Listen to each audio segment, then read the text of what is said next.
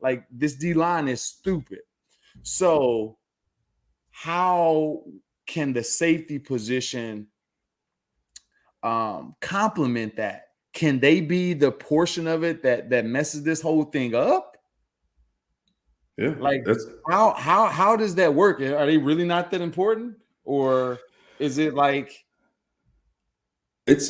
for me. That's the thing that's really surprising, because especially if you're going to be running a 50 front or 30 front, you're going to have safeties that know what they're doing, and it's not saying that they have to be Ed Reed or Palomalu or something like that, but the most important things for me for a safety is, can he tackle well? Can he communicate well? Does he study tape? Is he in the right spot at the right time? And what happens to him when things break down? What happens if a corner takes a double move fake and the guy's running scot-free down the sideline? What happens if the running back breaks out and somehow gets past the front seven and you're one-on-one and you got to get him on the ground to give your defense another chance to play the game? So to me, those things are what I look for in a safety, is a guy that when everything goes bad, can he make sure you can align up and give yourself a chance to play another play? Can he stop? If a cornerback, like I said before, if a cornerback has a bad play, a bad read or whatever, can he cover for that? So to me, what I don't see out of this safety group is that guy that I'm confident in, that if something goes bad, that can make a play to help out. That if it's one-on-one in the hole on the 1 yard line, can he fill the gap and make a stop on a running back?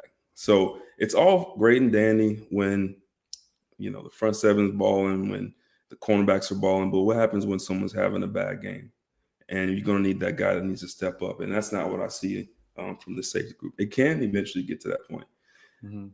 The thing that you said that is going to be huge, not only for the safeties but for the entire secondary, is how well does that front get to the quarterback? Because it goes hand in hand. If the front's getting to the quarterback quickly, the secondary can play more aggressive.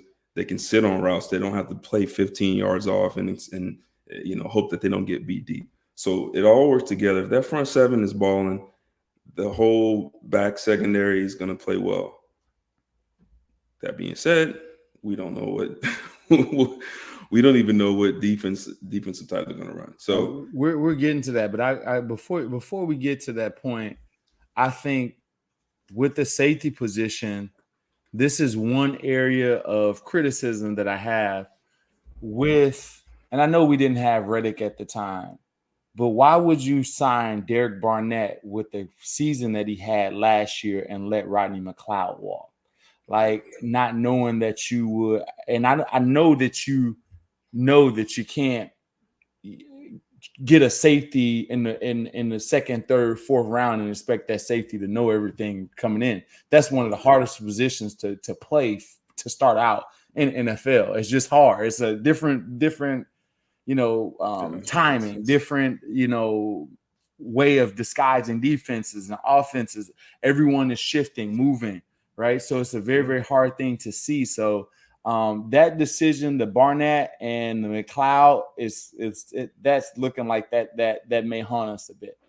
yeah, and then to your point, if Rodney's here, where is his defense at now? You know what I mean? Like now Yeah, you're like, okay, we're set there. We might have to work someone in at the other safety position, but but you we're got set three there. opportunities. You know what I mean? Exactly. Yeah. You got three other guys. Yeah. And So so, and my last point too, like, because you made me kind of think about this is, and maybe people don't really understand all that a safety does, but on any given play, on any given call, a safety could end up being a blitzer. He could be playing cover one, playing man. It could be playing deep middle. He could be playing quarters technique over top. He could be playing cover two. There's a lot of different techniques. You could end up playing man on the slot. You could end up playing man on the tight end.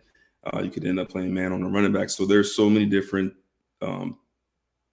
things and techniques that a safety has to be able to do. Yes, it's tough being a cornerback. Yes, it's tough being a slot nickel. But I think next to those positions, the safety position is probably the toughest because of all the different things you're asked to do. And for so many years, it just feels like that position has just been kind of neglected. this neglected.